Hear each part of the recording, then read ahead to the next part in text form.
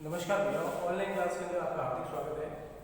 हम कक्षा 10वीं के अंदर जो अध्याय पढ़ रहे थे, क्या हमारे आसपास के पदार्थ शुद्ध है, उसी के अंदर हमारा जो अगला टॉपिक है, क्या काले रंग की स्याही के अंदर जो एक डाई होती है, डाई एक रंग है क्या, ये हमारा अगला टॉपिक है। तो इसी टॉपिक को हम शुरू करेंगे। हमारा जो अगला टॉपिक है, क्या काले रंग की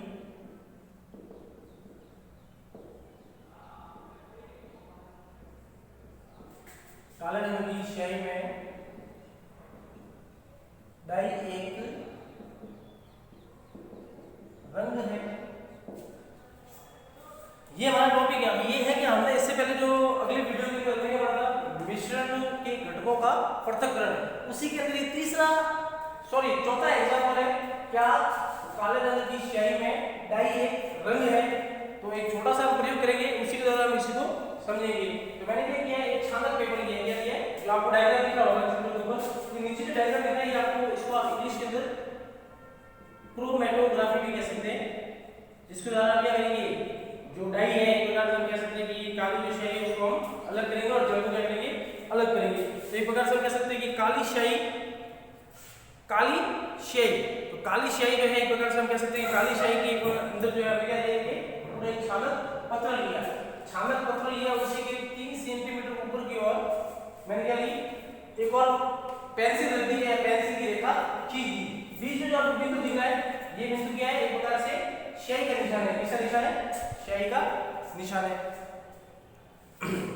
अब आप देखोगे कि इसी रेखा के बीच में स्याही का मैंने जो लिया है, एक प्रकार से काली स्याही से घुलनशील है। अब इसको क्या करेंगे, धीरे धीरे इसी स्याही का बिंदु लिया है मैंने, काली रंग की स्याही का, इसको क्या करेंगे, हम सूखने देंगे। सूखने के पश्चात क्या होगा, ठीक है, सूखने दे दिया हमने। सूखने के पश्चात क्या होगा, एक प्रकार से हम कह सकते हैं कि एक जार, बीकर या परत कोई भी हम ले लेंगे तीनों में से एक, और उसी के अंदर थोड़ा सा जल लेंगे, ठीक है। उसमें क्या करेंगे, जो छानक कागज है इसको इस प्रकार से लगेंगे कि जल की सतह से ठीक ऊपर की तरह क्या करेंगे, ये दर्शाने लगेगा। मैंने क्या किया,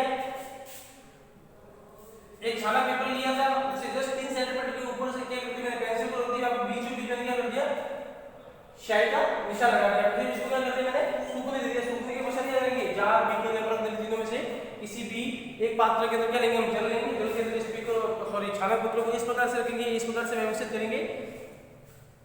फिर इस छानक पत्रों को क्या कर देंगे, थोड़ी देर के लिए शांत कर देंगे। तो जैसे ही जल जो है छानक पत्र से ऊपर की ओर उठेगा, तो उसको हम अच्छे से देखेंगे, ध्यानपूर्वक इसका अवलोकन करेंगे। अवलोकन करने के पश्चात हमारा क्या होगा, ये छानक पत्र है, देखिए ये मैंने क्या किया, पेपर लिया था, इसी के जस्ट 3 सेंटीमीटर ऊपर की ओर मैंने क्या लिया था, एक स्याही का निशान लगाया था, पेंसिल के अपोजिट लिया था मैंने क्रोमैटोग्राफी के अंदर ही। उसी के नीचे जो है, अब मुझे क्या करना है, इसी के नीचे मैंने क्या, ये जो आपको दिख रहा है, पेपर की शीट दिख रही है, छानक दिख रहा है, इसी छानक के ऊपर मैंने क्या, एक और जार लिया। उसी जार के ऊपर मैंने क्या लिया, एक कांच की छड़ ली।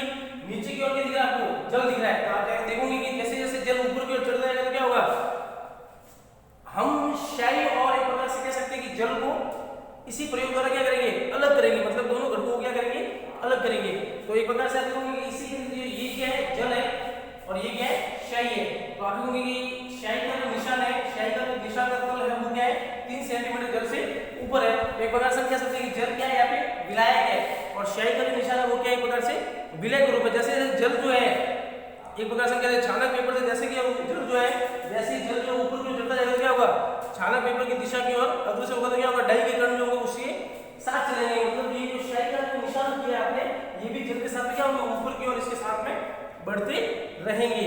तो एक प्रकार से हम कह सकते हैं कि डाई के अंदर 2 या 2 से अधिक जो रंग है, उनके मिश्रण जो है, उन घटकों को क्या कर सकते हैं, हम अलग कर सकते हैं, जल से अलग कर सकते हैं। लेकिन जैसे जैसे जल ऊपर की ओर उठता जाएगा, तो स्याही का जो एक प्रकार से कह सकते हैं निशान होगा, उसकी कुछ कण होंगी स्याही की, वो भी जल के साथ में ऊपर की ओर उठते जाएंगे। तो इस प्रकार से क्या कर सकते हैं, रंगों का पृथक्करण भी कर सकते हैं। तो थोड़ा सा प्रयोग था, जो मिश्रण के रंगों का पृथक्करण के अंदर हम रंगों का पृथक्करण कैसे करेंगे, तो उसको हमने समझा।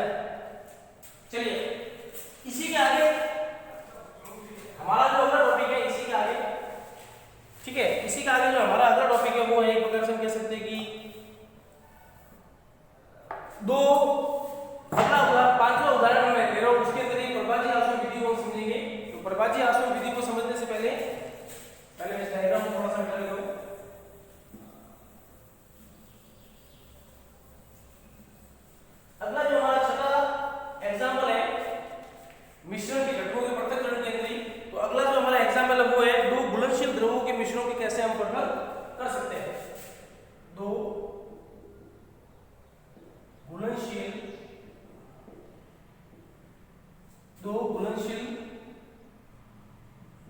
द्रवों के मिश्रण को कैसे अलग कर सकते हैं। ये छठा एग्जाम्पल है। अब यहां पे मैं क्या लूंगा, मैं दो द्रव लूंगा मैं, और वो दोनों द्रव क्या है, घुलनशील है। एक प्रकार से दो द्रवों का मिश्रण लूंगा और दोनों क्या है, घुलनशील, तो उसको मैं कैसे अलग अलग या पृथक कर सकता हूँ। तो उसके लिए हम एक छोटा सा प्रयोग है जो हमने छोटी कक्षा में पढ़ा हुआ है, और इस प्रयोग का नाम है प्रभाजी आसवन विधि या प्रभाजी आसवन प्रयोग कह सकते हैं हम। ठीक है, तो हमने क्या किया है, एक प्रकार से एक स्टैंड लिया, स्टैंड को मैंने बर्नर को लगा दिया। ठीक है, स्टैंड के नीचे बर्नर को लगा दिया, उसके ऊपर मैंने एक प्याली ली है, प्याली के ऊपर ही हम देखेंगे कि एक मैंने पात्र लिया है कांच का, उसी पात्र के आधार पर हमने क्या करेंगे, जो फ्लास्क कहेंगे इसको क्या करेंगे हम, आसवन फ्लास्क। ये जो पूरा फ्लास्क दिखा आपको, कौन सा फ्लास्क है, आसवन फ्लास्क। तो आसवन फ्लास्क के अंदर आपको क्या दिखा, मैंने क्या लिया है, जल लिया है और एसीटोन का विलयन लिया है। ये जो मैंने फ्लास्क दिख रहा है आपको, इसी के अंदर मैंने क्या लिया, जल और एसीटोन का विलयन लिया है। इसी के अंदर मैंने क्या किया, थर्मामीटर लगा दिया, उसको मैंने स्टैंड से जोड़ दिया है। अब आप देखोगे कि जो फ्लास्क है, आसवन फ्लास्क जो है वो उससे क्या जुड़ा हुआ है, जल संघनित्र जुड़ा हुआ है, उससे क्या जुड़ा हुआ है, बीकर जुड़ा हुआ है जिसके अंदर एसीटोन अलग हो रहा है। तो आप देखोगे कि इस प्रयोग को हम पढ़ेंगे कि एक प्रकार से मैंने पूरे डायग्राम को एक प्रकार से एक्सप्लेन कर लिया। तो हम एक प्रकार से कह सकते हैं कि ये जो पूरा प्रयोग है एक प्रकार से प्रभाजी आसवन वाला प्रयोग है। तो इसके अंदर हम दो घुलनशील द्रवों को कैसे अलग करेंगे, हमने दो घुलनशील द्रवों को कौन से लिए, पहला है जल और दूसरा है एसीटोन। तो हमको क्या करना है, जल और एसीटोन का जो विलयन है उसको दोनों को क्या करना है, अलग अलग करना है। तो इसके लिए क्या करेंगे हम, जल और एसीटोन का जो विलयन है उसको क्या करेंगे, हम उबालेंगे, पहले क्या करेंगे, गर्म करेंगे। क्या करेंगे, जल और एसीटोन के विलयन को क्या करेंगे, गर्म करेंगे। तो गर्म करने के बाद क्या करते हैं, इन दोनों के जल और एसीटोन का विलयन जैसे जल होगा, इन दोनों का क्वथनांक क्या होगा, अलग अलग होगा। और क्वथनांक जब अलग अलग होगा तो क्या होगा, इनके मध्य क्वथनांक अलग अलग होने से क्या होगा, अधिक अंतराल बढ़ जाएगा। अधिक अंतराल बढ़ने से क्या होगा, ये दोनों जो घुलनशील द्रव है, जल और एसीटोन, ये दोनों क्या हो जाएंगे, अलग हो जाएंगे। अब दो या दो से अधिक घुलनशील द्रवों जिनके क्वथनांक का अंतर कितना होना चाहिए, 25 केल्विन से कम होना चाहिए। तो यहाँ पे दो या दो से अधिक घुलनशील द्रव कौन से, जल और एसीटोन, तो इनका क्वथनांक कितना होना चाहिए, 25 केल्विन से कम होना चाहिए। मतलब इतना अंतर होना चाहिए। जब मैं इनको गर्म करूंगा या जब मैं इन दोनों घुलनशील द्रवों को अलग करूंगा तो इनके क्वथनांक का अंतर कितना होना चाहिए, 25 केल्विन। ठीक है, इतना अंतर होना चाहिए, इससे कम होना चाहिए। एक प्रकार से कह सकते हैं कि 25 या 25 से कम हो सकता है, इससे ज्यादा नहीं हो सकता। अगर 25 या 25 से कम अगर क्वथनांक होता है इन दोनों विलयन का, जब इनको अलग करेंगे हम तो क्या होगा, आप देखोगे कि 25 केल्विन या इससे अगर कम अंतर रह रहा है तो क्या होगा, ये आसानी से प्रभाजी आसवन विधि कर रहे हैं, दोनों जो विलयन है क्या होंगे, अलग हो जाएंगे या पृथक हो जाएंगे। उसी प्रकार से उदाहरण के लिए वायु जो है, वायु का गैसों का पृथक्करण भी कर सकते हैं। पेट्रोलियम जो पदार्थ है, पेट्रोलियम के अंदर से पेट्रोल, नैफ्था, डीजल, केरोसिन, इसको भी आप प्रभाजी आसवन विधि द्वारा पृथक कर सकते हैं। तो ऐसे बहुत सारे पदार्थ है या ऐसे बहुत सारे घुलनशील द्रव है, घुलनशील मिश्रण वाले पदार्थ है जिसको आप प्रभाजी आसवन विधि द्वारा पृथक्करण कर सकते हैं। तो केवल फ्लास्क और संघनित्र के बीच में जो है आपको ये वाला जो ये वाला क्या दिख रहा है, आपको फ्लास्क दिख रहा है, ठीक है, ये वाला क्या दिख रहा है आपको, संघनित्र। इसके बीच वाला जो हिस्सा दिख रहा है आपको, ये बीच वाला हिस्सा क्या है, एक प्रकार से हम कह सकते हैं कि प्रभाजी स्तंभ है। ये यहां से लेके ये वाला जो पूरा स्तंभ दिख रहा है, ये वाला स्तंभ क्या है, प्रभाजी स्तंभ बोलेंगे हम, क्या बोलेंगे इसको, ठीक है। एक प्रकार से कह सकते हैं कि फ्लास्क से लेके संघनित्र के बीच वाला हिस्सा क्या कहलाएगा, प्रभाजी स्तंभ।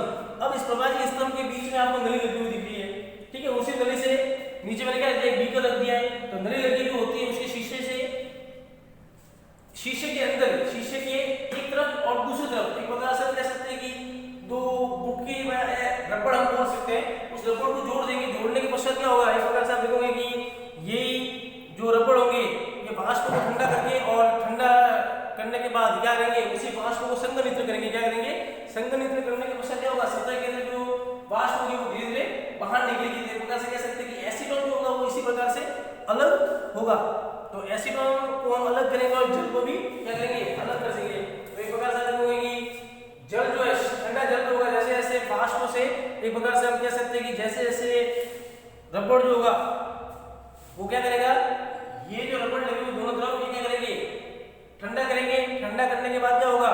संघनित्र होगा, संघनित्र होने के वजह क्या होगा, सतह के ऊपर क्या होगा, वाष्प बनती जाएगी और ठंडा गैस जो यहाँ से बाहर निकल जाएगा, एसीटोन जो है पूरी नली से बाहर निकल जाएगा। इस प्रकार से क्या कर सकते हैं, जल और एसीटोन को अलग कर सकते हैं प्रभाजी आसवन विधि द्वारा। तो ये बहुत सिंपल सा प्रयोग है कि दो घुलनशील या दो घुलनशील द्रवों के मिश्रण को कैसे पृथक कर सकते हैं। उससे पहले मैंने बताया था आपको कि किस प्रकार से जो है काले रंग की स्याही जो है, काले रंग की स्याही जो है, एक प्रकार से हम कह सकते हैं काले रंग की स्याही जो है एक ही रंग की होती है और वो जल के साथ जो है घुलनशील हो जाती है। तो दो एग्जांपल पढ़े हमने, दो उदाहरण पढ़े मिश्रण की घटकों के पृथक्करण के जरिए। अगला जो टॉपिक है हमारा वायु से गैसों को कैसे प्राप्त करेंगे, तो इस टॉपिक को हम अगली कक्षा के अंदर पढ़ेंगे, थोड़ा लंबा टॉपिक है। तो सभी भैयाओं को, कक्षा 9वीं वाले भैयाओं को ये प्रश्न कॉपी के अंदर करना इंपॉर्टेंट प्रश्न बनता है और एग्जाम में आता भी है। तो प्रश्न क्या बनेगा, प्रश्न बनेगा प्रश्न नंबर 1, प्रभाजी आसवन विधि को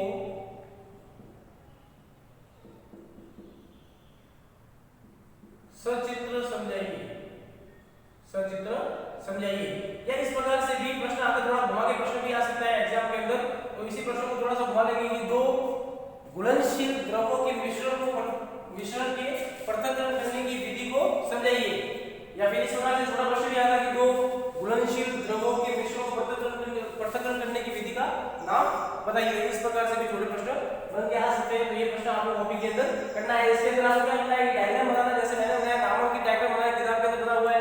फिर इसको पूरा समझना है कि इस प्रकार से जल और एसीटोन को हम अलग करेंगे और पृथक कर सकते हैं। ठीक है, किस प्रकार से हम देखेंगे कि किस प्रकार से इसको क्या करेंगे, हम किस प्रकार से गर्म करेंगे और जल और एसीटोन जो है किस प्रकार से संघनित्र में पहुंचेगा, किस प्रकार से जल जो है वो ठंडा होगा, ठंडा होने के बाद वाष्प जो है वो वाष्प के रूप में जो है शीतल जल जो बाहर निकलेगा। और जो आपको लंबी सी नली दिख रही है, आपको एक प्रकार से कह सकते हैं कि जो रबड़ से जुड़ी हुई, जो प्रभाजी स्तंभ से जुड़ी हुई जो लंबी नली दिख रही है, एक प्रकार से कांच की नली होती है। प्रकार से पूरी ये प्रभाजी स्तंभ जो दिख रहा है, ये पूरा कांच का है। इसके अंदर शीशे भरे हुए कांच होता है एक प्रकार से पूरा, और इसी के अंदर जो है एक प्रकार से ये नली जुड़ी हुई है। क्या करेगी, वाष्प को ठंडा करेगी, ठंडा करने के बाद क्या करेगी, बाद में इसको संघनित करेगी और संघनित करने के पश्चात क्या होगा, सतह के अंदर जल जो होगा वो ठंडा जल बाहर निकल जाएगा और एसीटोन जो होगा वो लंबी नली जो है शीशे के रूप में दिख रही है आपको, प्रभाजी स्तंभ के रूप में जो दिख रही है नली, वहां से भी एसीटोन जो बाहर निकल जाएगा। तो इस प्रकार से हम क्या कर सकते हैं, जल और एसीटोन को अलग कर सकते हैं, पृथक कर सकते हैं। चलिए, धन्यवाद।